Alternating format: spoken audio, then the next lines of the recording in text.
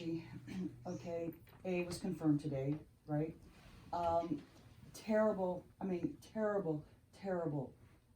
nominee. There's two things I don't understand. Why none of the senators running for governor were there for the vote, and why we couldn't get a couple of Republican senators to vote our way on a nominee who really, shouldn't be on, shouldn't be elected. I'm listening to your question, but Dog catcher. I'm consulting my book for part of the answer to your question. Listen, we all voted against him in the procedural vote, and having made it through the procedural vote, well, we didn't all vote against him. I did, on the procedural vote. And today, it wouldn't have made a difference in the outcome. Well, I understand. But I appreciate the question. I think. But couldn't there were no Republicans I know. that we could have swayed. No, and let me tell you, so this is what's happened. I'm a lawyer. I didn't mention that earlier because that doesn't usually get you votes. And I got thrown out of the profession in the first 9 months I was in it, but my wife Susan is a public interest environmental lawyer. That's what she's done for 25 years. And actually that's why we moved to Colorado. I followed her to Colorado. But I care an awful lot about the law. And when I was in law school, if you were a qualified judge or a qualified person, and you were going to get and somebody had nominated you to be on the circuit court or the Supreme Court, you very often got 90 votes or 95 votes or 98 votes. And every time that happened, we reaffirmed the independence of the judiciary, because we said we are not going to transport our partisan politics from the floor of the Senate into the judiciary. And I'm not saying it was perfect, but in general, that's the way it worked. When Thomas got put on the court, he was an exception. He went on 52 to 48. That's a really important number, 52 to 48, because nobody filibustered. So they didn't need 60 votes. And then at a certain point, people started to filibuster the circuit court judges. I tell this story, if you want to read a really painful story, there's a chapter in the book. Started to filibuster judges, and that led to a point where Mitch McConnell was simply refusing to put any of Barack Obama's appointments on the floor, and that led to Harry Reid deciding that we were going to invoke what was called the nuclear option, take it down to 51 votes from 60 votes, which is dangerous, because what that then means is 51 votes can change any vote in the Senate. We could, by 51 votes, we could say it only takes 30 votes to pass legislation, or you need 80 votes to pass legislation. Creates a sort of lawlessness. And with that background, McConnell did the worst thing that I've ever seen an elected leader do, at least in the time that I've been there, in the Senate anyway, which was refused to proceed on Merrick Garland's nomination. I knew Merrick because I'd worked with Jamie Gorelick, who was the Deputy Attorney General. After I got kicked out of the real practice of law, I went to the Justice Department. And the reason why that was such a terrible, punishing thing was it was totally lawless. McConnell held out Garland because he could get away with it. Nobody who calls himself a leader in the Senate should do such a thing, but he did it. And I actually believe he elected Donald Trump. I think McConnell elected Donald Trump. And now what's happened, because they invoked the nuclear option on the Supreme Court and others, is that we are getting just terrible judges. And this guy's only one guy. But there are a bunch of people that have been put on there who the ABA, American Bar Association, have declared unanimously are unqualified. Can you imagine that? And by the way, they're wearing that as a badge of honor. Unqualified. I thought this was a disaster when we were having these votes, because I believed that the process would become partisan, and you'd have judges and lawyers auditioning to be the most left-wing judge or the most right-wing judge. And I thought the form that would take would be on Roe versus Wade, where people would take the most extreme positions. And I was deeply worried about that, and I'm still deeply worried about that.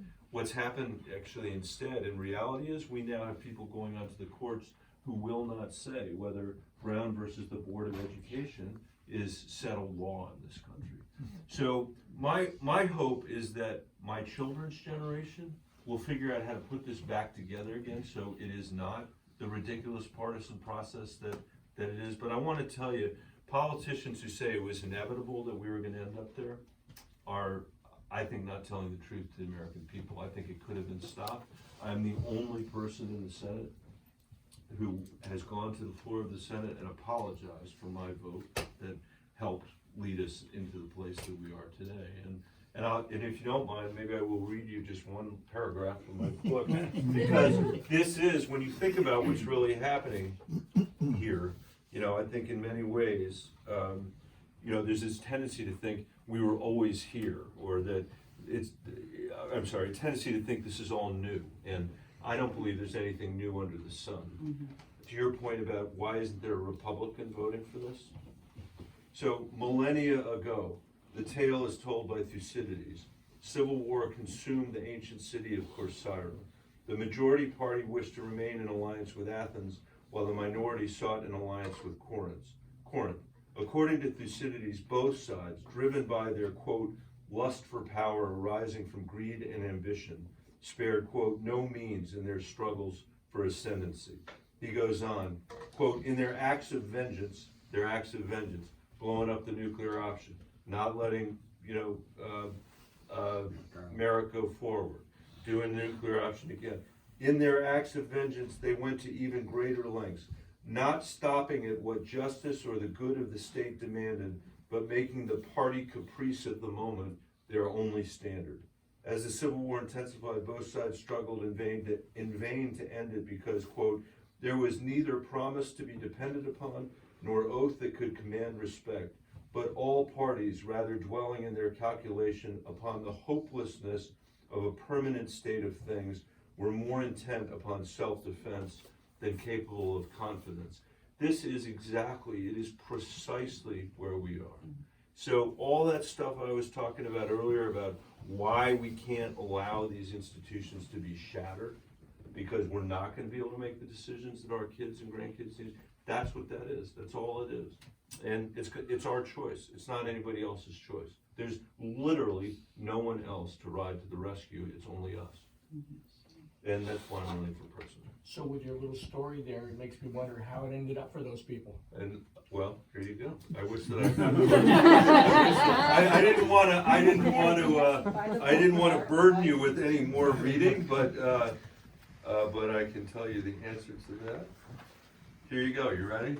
Yes, I am. This is Thucydides. This isn't me. I would never be able to write this well. The Corcyrians. This is the next sentence. After here's what I finished reading. Okay. This is the next sentence. The Corcyrians butchered those fellow citizens they regarded as enemies, charging them with putting down the democracy, but some also died because of personal hatred. Occasions for bringing in outsiders were readily found by those wishing to make any change in government, meaning anybody, if Russia will help you, you're going to have Russia come help you. That's what that's about. Mm-hmm. With public life confused to the critical point, human nature, always ready to act unjustly, even in violation of laws, overthrew the laws themselves and gladly showed itself powerless over passion, but stronger than justice and hostile to any kind of superiority. They'll do anything for the tribe. That's it. Mm. And then your faithful correspondent, that's me, wrote, the founders read Thucydides. They knew that once factions sever the bonds of trust embodied in laws, norms, and traditions, once every disagreement becomes irreconcilable and we pursue the good of our party with complete disregard for the good of our country, and when we elect politics as a tribal war, distorting the obligations of elected officials and leaders, we lose the ability to do anything worthy of our roles. Indeed, we lose the ability to reason or even converse. Consider the similarity of the content of our social media feeds and cable television repartee to political attitudes during the Peloponnesian War, as described by Thucydides. Quote, reckless audacity came to be considered the courage of a loyal ally, prudent hesitation, specious cowardice. Moderation was held to be a cloak for unmanliness, ability to see all sides of a question, inaptness to act on any. Once we consider our fellow citizens to be enemies, we invite the endless cycle of blame, escalation, and retaliation that can destroy Republican government. This mentality has damaged our ability to do anything of our consequence, including tackling our debt or fixing our broken and cruel immigration system. That's how it ended. Important lessons. Yeah. There better be a but coming. But you're here, and I'm here, and we're gonna fix it. There wasn't a but then, it got It torched. ain't over yet. It got torched. The but is what you saw today. It's the conviction and the beginning of the impeachment process, and it's this election. That's the but. And here's the thing, we don't have any right to not succeed, because people that have come before us in this country have faced much harder challenges than we're facing, and they've succeeded. You know, nobody's asking us to end human slavery, thank God, because other Americans ended human slavery. And no one's asking us to scale those cliffs at Dover, because those young men were willing to do it. All we're being asked to do is save the democracy, and we can do it. And I believe we will do it. So how's that for a bud? Can I have a glass of water? Thanks.